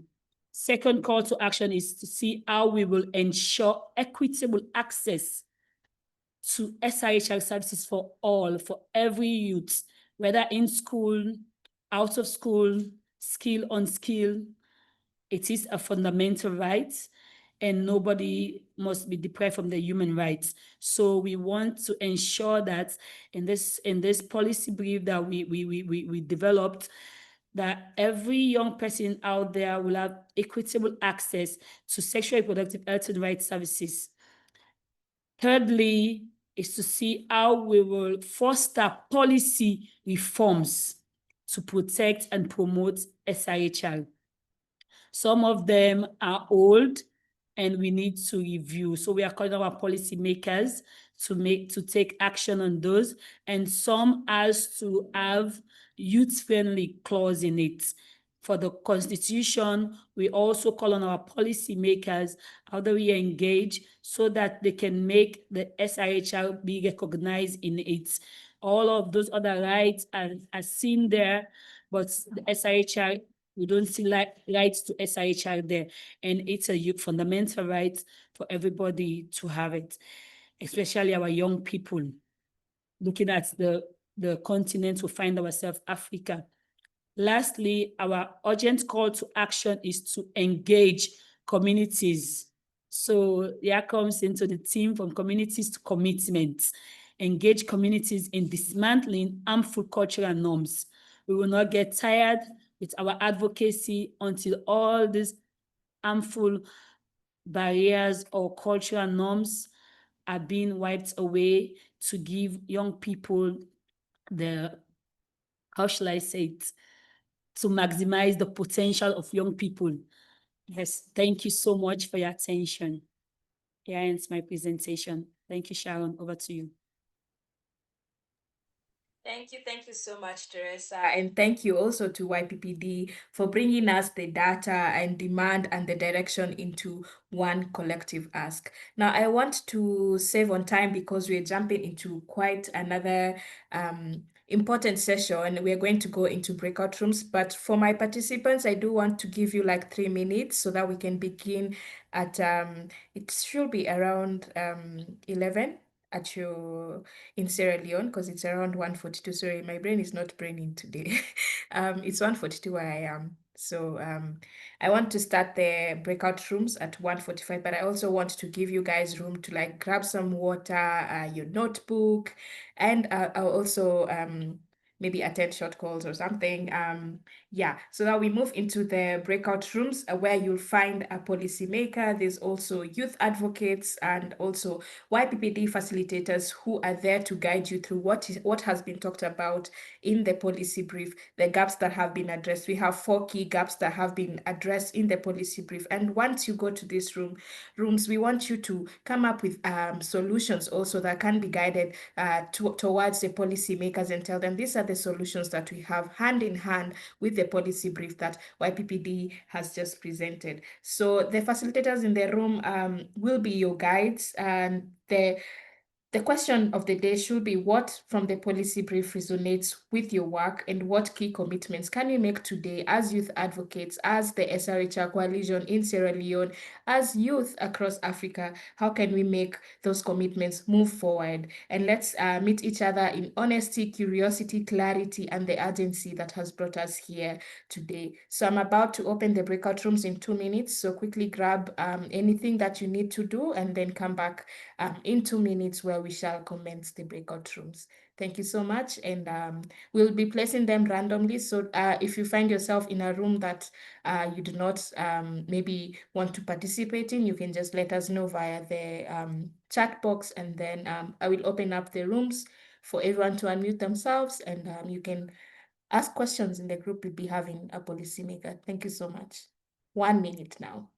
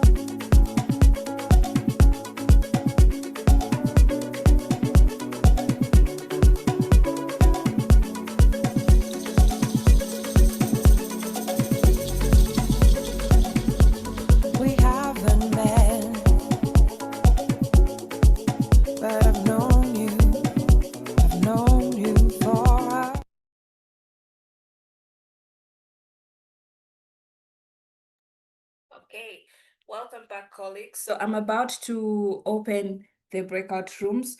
One is titled Health Services and Safety. The second one is Targeting Education and Awareness. The third one, Legal and Policy Frameworks. And the fourth one is Cultural and Social Norms. So as a quick one to our policymakers, I will be assigning you, even those that Zoom will assign you randomly, I will be picking you from the room that you have been assigned and taking you to the room where we feel that the youth will really benefit from your expertise, with you guys being in the ministries. So I'm opening the rooms, and all the best, guys. You have around 40 minutes, 39 to be exact now, for you to take part in the discussions. Thank you so much. And if you have any issues, please let us know in the chat box.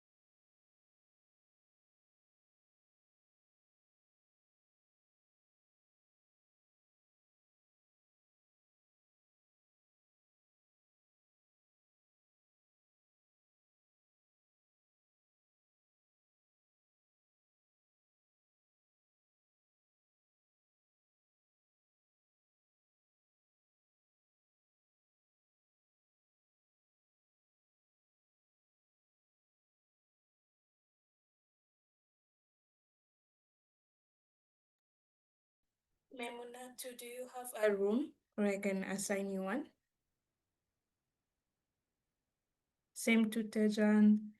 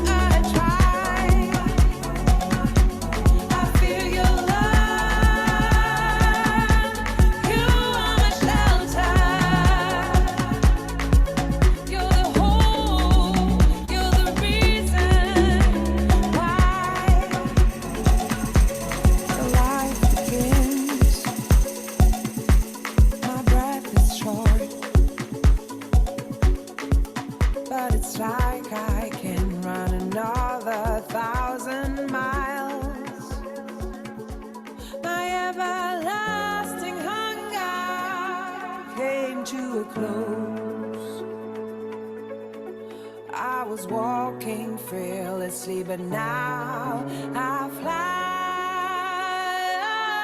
I hear your voice deep in the water.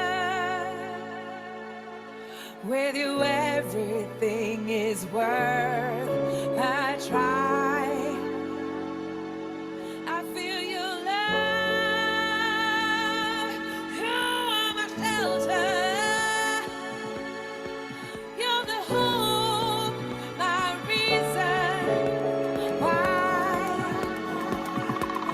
I hear your voice deep in the water. With you, everything is worth a try. I feel your love. You are my shelter. You're the hope, my reason why.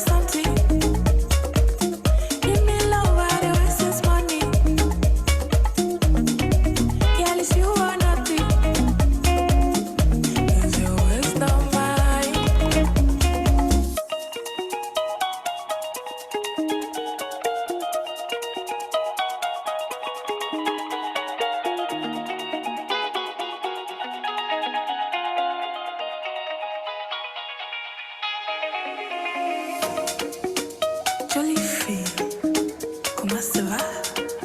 Peux-tu m'épouser? Tu t'aimes? Jolie fille, comment ça va? Peux-tu m'épouser? Following you, but I keep getting confused. Can you tell me that you want me? Girl, just say you need me. Can I show you out? Are you pretty with no makeup?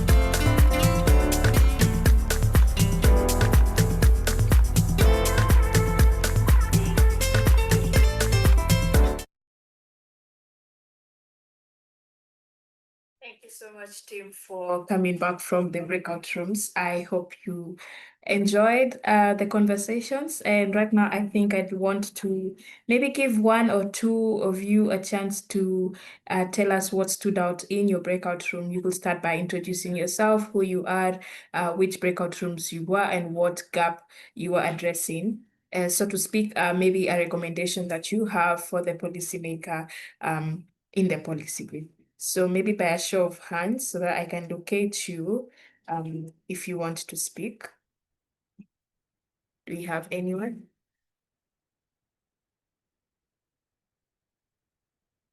Yes, I do. Let me just unmute you. And also we have Buya. Buya, you will speak after Saidu. Saidu, please confirm that you can speak. Yes. Thank you very much.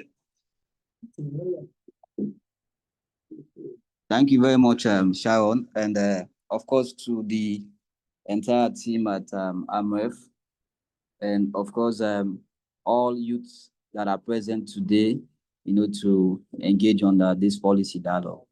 Happy International Youth Day. So with guys at the breakout room on the education and awareness. So basically we spoke around advancing, education and awareness on SRHR. So we made some brilliant and insightful urgent call to actions and recommendation. One of which we discussed to see how best we could popularize the communication framework of CSE, which is now CALS. We all know that there has been, back and forth and series of conflict with the agreed name, which is now from CSE to CALS, Child, Adolescent Health and Life Skill. So we discuss to see how best we could popularize, in community key stakeholders taking ownership and buying of the term CALS, as against the CSE previously. We also further discussed to see how best we, as coalition members, to develop a position paper. We all know the current status of the Child Rights Bill, which intentionally, outrightly left out, the criminalization of FGM, which we all know that these are harmful cultural practices to children. So we discussed to see how best we as coalition should develop a position paper to be sent to government stating our stance on, the current status of the bill. And of course, we also spoke about increase in funding, especially for rural areas. We all know that, young people, adolescents, rural and women in rural areas, face a quite significant challenges as compared to those in urban areas. And of course, we reference the Maputo Plan of Action, which urgently calls for a significant portion of, implementation of youth-led activities on SRHR, and we also spoke about the continuous rolling out of CALS curriculum, not just in the 2 districts which we are currently implementing the project, Falaba and Bond. We call on government to see how best we could, increase support and other development partners to see how best we could advance the rolling out of CALS in other districts in the country. Yeah, so we also emphasize on empowering young people, which we believe that empowering young people goes a long way in the addressing and tackling, the barriers young people face in accessing sexual reproductive rights services. We also call for the training of frontline workers, because when we speak about barriers in access to SRHR services, we also look at the unprofessional conduct of frontline workers as well. So we outrightly point out the type of training to be conducted, which is VCAT. It's called Value Clarification Training. which basically emphasizes or which is focused on the, training healthcare workers, on the ethical conduct, to be, dispensed on their in their services as healthcare workers. We also spoke about, the need for extensive, distribution and printing of the abridged version of cards. We all know that we have done that as coalition. We printed and distributed them, but we all know that to have a broader impact, we should also have a broader reach as well. So it is good that we have, enough copy of the abridged version to even us advocate, because you cannot advocate when you are not empowered with the right knowledge to advocate on. So the printing of abridged version of cards is also key. Yeah, and of course, topping in all of the urgent call to action is social best we could increase, funding for SRHR services. And of course, another brilliant suggestion from one of our members is social best we could, facilitate the development of community bylaws to protect children from harmful practices as well.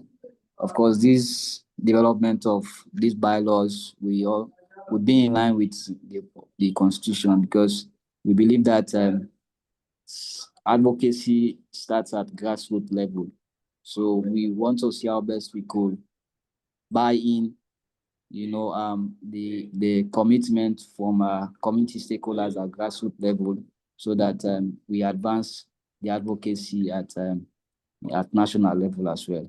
So basically, these are highlights from our breakout room education and awareness training. Thank you.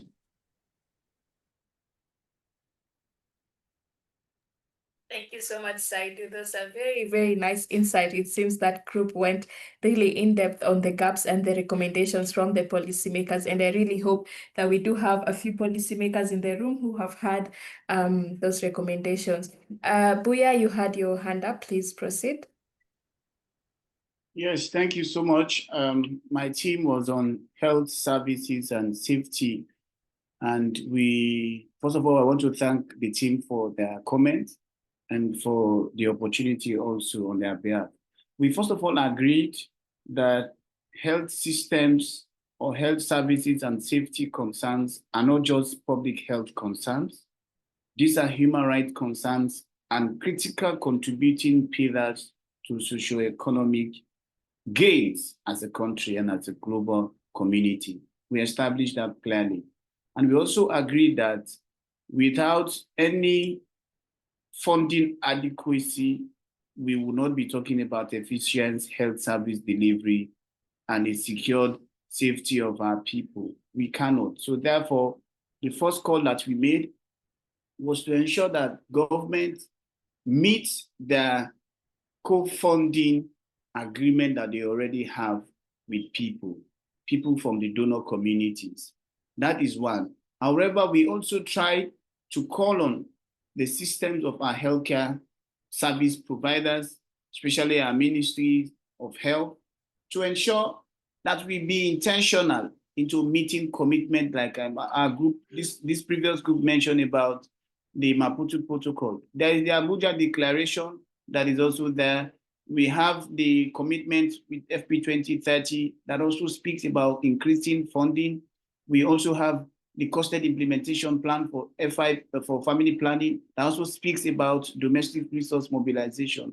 Why is this so? Because we all know what happened when the whole USAID funding cut came into effect. And as we speak, we are suffering as a system.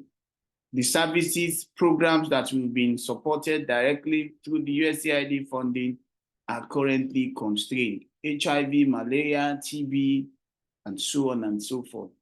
And so if we do our domestic resource intentionally, mobilizing our resources, we cannot be donor dependent and reliant.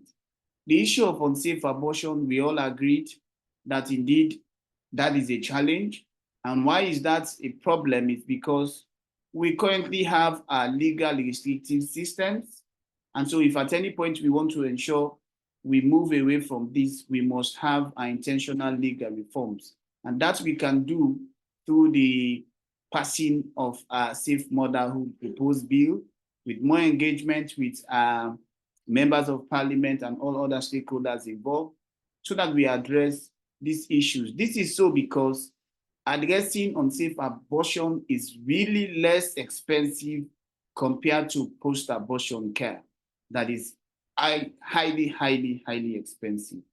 And we also said more comments around unsafe abortion, that because it is as a result of poor SRHR services, and it also contributes drastically. It is one of those great contributors of maternal mortalities. And if Sierra Leone is making gains around that, because we've been intentional. And a lot of other comments coming towards saying that unsafe abortion could be prevented through sexuality education and the use of effective contraceptive methods. And again, we also said we could prevent all of this from happening through addressing stigma and socio-cultural norms through awareness-raising campaigns and community engagement, which I am sure all of these comments are aligned with other team members from the other groups. And just maybe another one to look at allocation of these services of SRHR concerns to really capacitate healthcare workers for the enhancement of friendly services, ensuring supplies towards youth-friendly facilities, and importantly, one of the key elements that we currently have as a barrier, reaching last mile, addressing stock out, and so on and so forth. We said that if all of these things are done, we could help addressing the gap in access, especially dealing with people in underserved communities. And just maybe lastly, is to also look at the component of scientific research. At all times, if we have data, what that would help in our thinking is that our discussions would be data-driven and informed. And then we will have eventually informed decisions. Just because of time, I want to thank you once again very much indeed.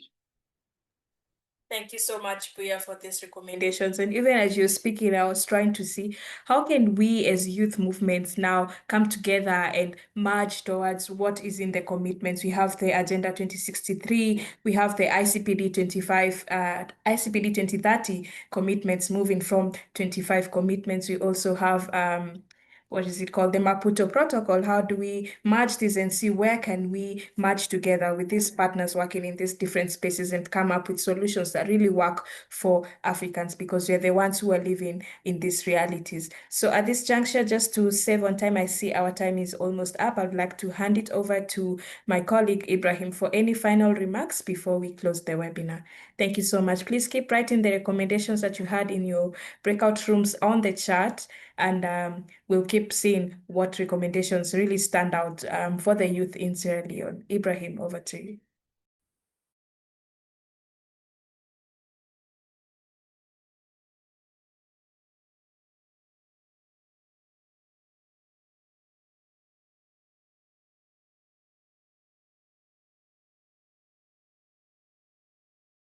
Ibrahim, if you're speaking, I think you're muted. Sorry, I was struggling to unmute, but I'm back now. So can you hear me now? Yes. Yes, we can, loud and clear. All right, so maybe before I give the closing remarks, we had someone from the Ministry of Basic Education, Mr. Umar. Are you with us? Maybe you can just give a word or two, looking at the recommendations the young people highlighted from the education perspective. Quickly, Mr. Umar, are you with us?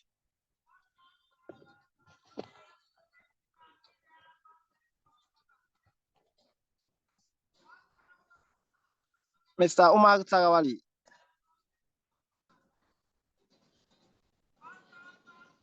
All right, so I can't hear from him, so I'll just proceed. I want to use this opportunity to thank all of us as young people who have joined this call, as well as our policymakers, the few policymakers who have spared their time to join this call, because this is exactly what we need now. We need this conversation to be as continuous as possible and as engaging as possible. We see the more we talk, the more we get familiarized with the issues and the more we take action. So because of that, it is important that we continue the engagement. I have always maintained that the advocacy is sort of a going concern. It's something that needs continuity. So if we cease, then what we've gained over the years will then go back to the drain. But if we continue at the pace that we are currently, getting the conversations, allowing policymakers to hear from us, and then also influencing what policymakers want to do, that will help shape our priorities as young people, especially when it comes to SRHR, which is our main focus area. Of course, as always, we are going to do data reimbursement using the same processes that we've been using since last year. We are going to have a payment voucher and an attendance sheet that is going to be tabled at YPPD throughout this week. I don't want people to pressure me this time around, please. I'll work with Sharon to ensure we are able to expedite the process as quick as possible. We have the IT team. I also want to announce that because we always have problems with that. The last time I communicated with some people that they will not be able to get their data reimbursement, and I share with them the screenshots from IT because they attended for a minimum time. So the IT is going to send us a list of qualified participants that are going to receive data reimbursement, and those people are the ones that are going to really sign the attendance sheet and then the payment voucher. So it is upon completing those items after you sign that will be able to get access to the funds, and then subsequently I will circulate the funds with you. So that's it, guys. So tomorrow I have communicated with Saido already for him to prepare the attendance sheets and payment voucher because he had the soft copy. So it will be available at YPPD for you to start the signing. And it will be there tomorrow, Wednesday, will be on Thursday, and maybe on Friday we'll try to finalize and share the final document. So please, that is it.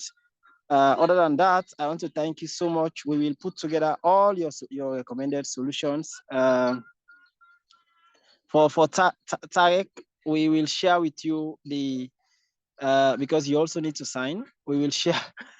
You are part of YACT, but you are a YSC member, so we'll share with you the soft copy of the forms that have been completed from Sierra Leone here for you to do electronic input and then share back to us. So that's it. Thank you so much, team. And as I mentioned, we'll put together all the recommendations, and those recommendations will now inform our ongoing advocacy. And until we meet again. A quick one. Ibrahim, okay. A quick one. I think Umaru is back, so maybe we can give him time to speak to the youth. Yes, Mr. Omar Tarawali is a representative from the Ministry of Basic and Senior Secondary Education. The director is not here because he called me that he's struggling to join. He's in the province. They are having another engagement, but one of the staff who is Omar is with us. And then I noticed that, yes, he has been with us since the start of the call. So Omar, the mic is yours now. Back to you.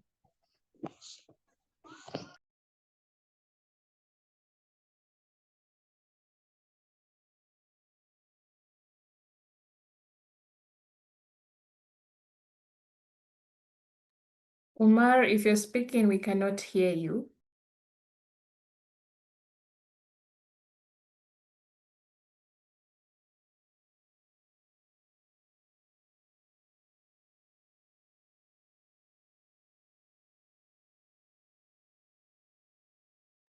Okay, I think he dropped off. I think Or is he's he still back? here. He's here, yes. But then he has muted. Just unmute and try to speak. Maybe we can hear you this time around.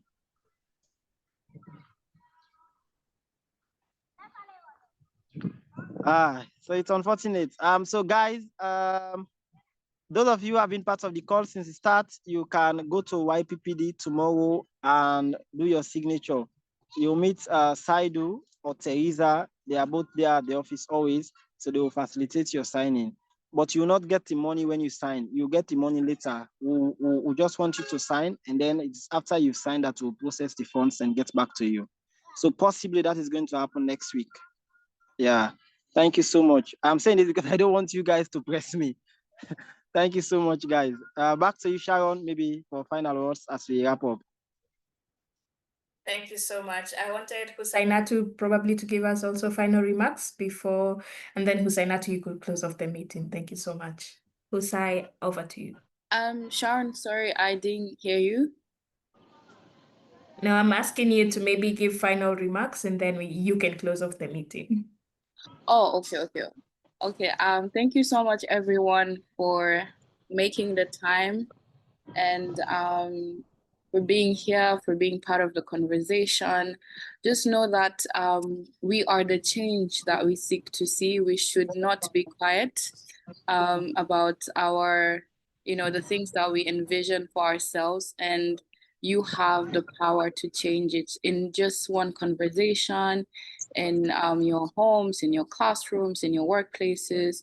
Just know that you have the power, and don't allow any other person to tell you that you can't create that change. So yeah, I'm just leaving you all with this small reflection I just had for myself. So yeah, thank you once again. And this is the official close of the event. And I think I'll send it back to Sharon, which is we are going to take a group photo. And virtual, of course, if you could put your cameras on for that spot. Yeah, over to you, Sharon. And thank you all. Thank you, Sharon. Thank you, Ibrahim, the WIAC team, everybody, our panelists, everyone. Thank you so much. Happy International Youth Day.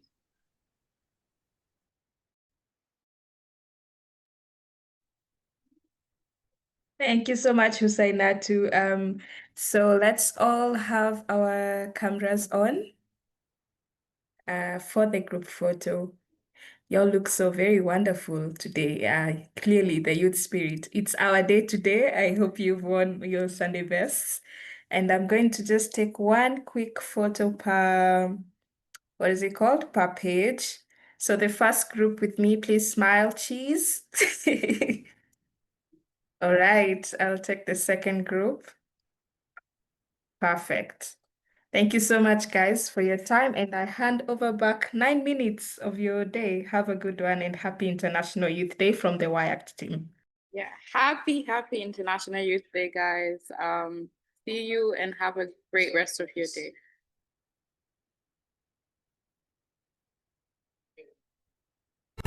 Thanks, guys. Bye. Bye-bye.